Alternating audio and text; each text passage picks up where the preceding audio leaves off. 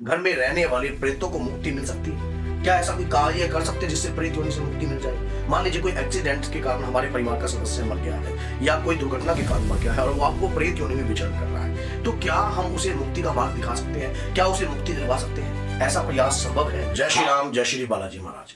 क्या हमारे कंटिन्यू प्रयास से या कोई हमारे लगातार प्रयास से घर में रहने वाले प्रेतों को मुक्ति मिल सकती है? क्या ऐसा कोई कार्य कर सकते हैं जिससे प्रेत योनि से मुक्ति मिल जाए?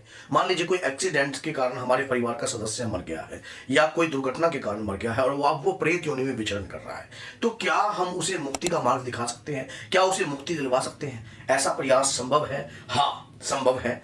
और लेकिन ये इसके लिए हमें क्या करना पड़ेगा, ये थोड़ा जानने का विषय है। अगर सही रूप से जानना है तो वीडियो के एंड तक बने रहना। अधूरा ज्ञान तंग करता है हमेशा ही। अगर किसी ज्ञान को प्राप्त करते तो पूर्ण रूप से प्रयास करो और पूर्ण रूप से उसे जागृत करने की कोशिश करो और उसे पाने की कोशिश करो, तभी जाकर किसी चीज का तुम जो है कार्य पूर्ण कर सकते हो। क्या होता है कि जब हमारे घर में कोई प्रेत होता है या कोई एक्सीडेंट से मर जाता है, कोई सुसाइड कर जाता है, किसी की अकाल मृत्यु होती है, कोई गर्भ अवस्था से बाहर आता है, तो मान लीजिए 8 महीने में, 9 महीने में, या कच्चा बच्चा मर जाता है, कुछ भी होता है हमारे परिवार पर, तो हमें ऐसा क्या करना चाहिए? जैसे कई लोगों को इन बारे में पता ही नहीं होता कि हमें क्या करना चाहिए अगर घर में अकाल मृत्यु होती है। अगर घर में अकाल मृत्यु होती है तो हम उन्हें प्रेत योनि से जाने से बचा सकते हैं, लेकिन उसके लिए हमें प्रयास करना पड़ेगा। गरुड़ पुराण में स्पष्ट तौर पर बताया है और जो कि गीता है उसमें भी स्पष्ट बताया कि आत्मा न जलती, न मरती, न गलती। समझ गए ना? आत्मा कटती, आत्मा का संहार होता है।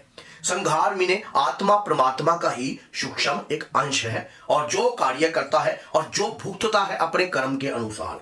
मान लीजिए किसी व्यक्ति का प्रेत योनि में, अगर कोई व्यक्ति क्या पीछे से क्यों कर्म लिखवा कर आता है कि वो प्रेत योनि में, हाँ, तो कुछ प्रवचन जो है पीछे से भी होते हैं, कुछ कर्म ऐसे होते हैं जो श्राप है, कुछ भी है तो पीछे से भी लगे होते हैं पिछले जन्म के। लेकिन इस जन्म में भी कोई महापाप कर देता है तो अपने पुरुषार्थ को नष्ट कर देता है, जिसके कारण वो प्रेत योनि में विचरण कर सकता है। अपनी देह का त्याग करता है। देह का त्याग होने के बाद वो आत्मा विचरती है, घूमती है घर में, परिवार में, या जिस स्थान पर उसका एक्सीडेंट हुआ हो या जिस स्थान पर उसने जो है उसकी कार्रवाई हुई हो। अगर घर वाले सही विधिवत उसकी क्रिया प्रक्रिया करवा देते हैं तो सही रूप में वो आत्मा जो है सदमार्ग पर चल पड़ती है। अगर कहते हैं कि कोई जिंदा भी चंद्रा तो मर के भी चंद्रा, कोई व्यक्ति जिंदा ऐसा होता है जो आदमी को तंग करता है, परेशान करता है, और जिसके जीते जी भी आदमी बहुत परेशान होते थे, वो मरने के बाद भी वैसी प्रवृत्ति को नहीं छोड़ेगा और मरने के बाद भी आपको वैसा ही प्रयास करेगा, वैसा ही तंग करेगा। तो अगर उन्हें प्रेत योनि का असर लगने के बाद तो आत्मा की उम्र जो है 3 गुना और बढ़ जाती है। तो इस बात को याद रखना कि अगर आपके घर में कोई अकाल मृत्यु हुई है तो हम उसे अपने प्रयासों से शुद्ध कर सकते हैं। शुरुआती समय जो होता है, किसी भी कार्य को करने वाला व्यक्ति, कोई भी किसी भी काम में, गाड़ी चलाना सीख रहे हो, कोई पूजा भक्ति भाग का पाठ करना सीख रहे हो या कुछ भी कर रहे हो, कठिनाइयां उत्पन्न होंगी, इसमें संदेह नहीं है, कठिनाइयां उत्पन्न होंगी। लेकिन धीरे धीरे कहते हैं कि करते करते अभ्यास, जब धीरे धीरे आप किसी कार्य को कंटिन्यू कर रहते हो तो उसमें फिर आप एक्सपर्ट हो जाते हो। जैसे आपको सबसे पहले अपने घर में एक नियम बनाना चाहिए कि हम माला का जाप करेंगे, नाम जाप करेंगे, और नाम जाप का फल जो है हमारे घर में रहने वाली प्रेत आत्माओं को अज्ञात रूप में हम देंगे, क्योंकि वो हमारे घर में अगर कोई हमारा पितृ है या वो प्रेत योनि में विचरण कर रहा है तो ये फल उसको प्राप्त हो।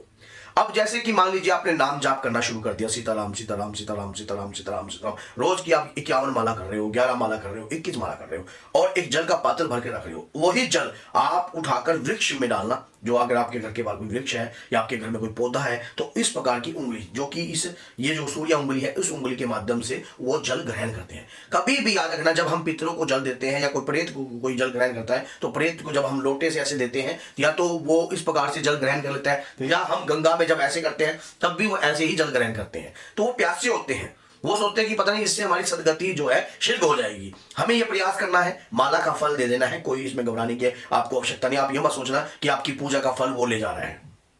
अगर वो प्रेत योनि से भी शुद्ध हो जाता है या उस पूजा पाठ से पवित्र हो जाता है तो उसका फल आपको भी प्राप्त होता है, ये बात याद रखना। उसके बाद हमें क्या कार्य करना चाहिए? उसके बाद जो है हमें, जैसे कि अमावस्या है, एडवांस में आप अपनी 12 जो अमावस्या आती हैं साल में, हर महीने में एक अमावस्या आती है, इसको नोट कर लो।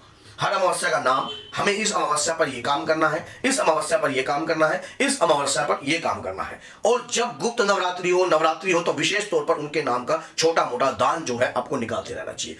आपको अगर कोई संकल्प लेना नहीं आता तो घबराने की आवश्यकता नहीं है। आप भगवान शिव के मंदिर में जाकर अपनी मनो इच्छा को प्रकट कर आप अपने पितरों के नाम का संकल्प ले सकते हो। हनुमान जी के आगे भी आप बैठकर इस प्रकार का कार्य कर सकते हो कि मेरी पूजा का फल जो है मेरे घर के पितरों को प्राप्त हो और उन्हें बल प्राप्त हो। जब कभी भी माता की चौदस होती है तो एक हवन कीजिए, और जब चौदस पे आप चांदनी चौदस पर हवन कीजिए, दीपक का दान दीजिए और चौमुखा दीपक का दान दीजिए। हवन के माध्यम से यह प्रार्थना कीजिए कि मेरे पितरों को यह हवन लगना चाहिए।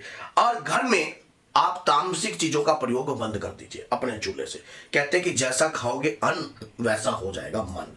अगर घर में तामसिक चीजों का चूल्हों पर प्रयोग करेगा तो इन चीजों को करने का कोई फायदा भी आपको लाभ होगा नहीं। मीट, दारू, अंडा, शराब अगर आपके घर में चलेगा तो आपके घर में रहने वाली मलिन शक्ति और भी ज्यादा पावरफुल हो जाएगी। प्रेत योनि में विचरने वाली चीजें और भी ज्यादा पावरफुल हो जाएगी। तो आपको क्या करना है, आपको अपने घर के अंदर जो है इस प्रकार की चीजों का सेवन बंद करना है। अब सात्विक आहार अगर आप खुद ग्रहण करते हो, तो अगर आप जाप करते हो या शरीर पर आपके कुछ आ रहा है या किसी व्यक्ति के शरीर पर आ रहा है तो उसे भी अगर आप सात्विक आहार देते हो, सात्विक भोजन देते हो, तो उसके शरीर पर रहने वाली आत्मा को भी वो भोजन प्राप्त होता है। अब कहते हैं कि जैसा खाओगे अन्न वैसा हो जाएगा मन। तो जब आप अन्न ऐसा दे रहे हो तो उसका मन भी ऐसा हो जाएगा। फिर दूसरा क्या है कि मेहंदीपुर बालाजी साल में 3 बार या 4 बार जरूर जाना चाहिए। अगर कोई आपका गुरु है तो गुरु के सानिध्य से ही जाना चाहिए, क्योंकि वहां पर जाकर आपके गुरु जो है आपके उस पितर से या प्रेत योनि में विचरण वाली प्रेत से बात करके या कुछ भी संकेत उनसे प्राप्त करके कि अभी ये क्या है, कैसा है, अब ये क्या मांगता है, क्या सिस्टम है, तो उसे सदमार्ग पर चलाया जा सकता है।